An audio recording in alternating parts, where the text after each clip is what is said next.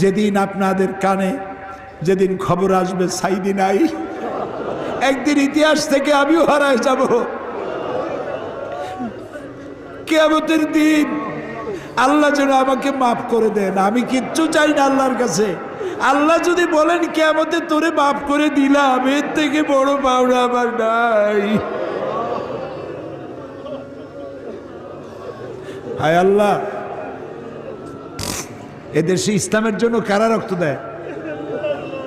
আল্লাহ, এ জমিনে ইসলামের জন্য কারা মার খায়? এ জমিনে ইসলামের জন্য রাস্তায় রাস্তায় জীবন দেয় কারা? তুমি কি চেনো না? আল্লাহ, ষড়যন্ত্রকারীদের সব ষড়যন্ত্র থেকে তোমার গোলামদেরকে তুমি হেফাজত করো, তোমার কুদরতের চাদরটা দিয়ে হেফাজত করো।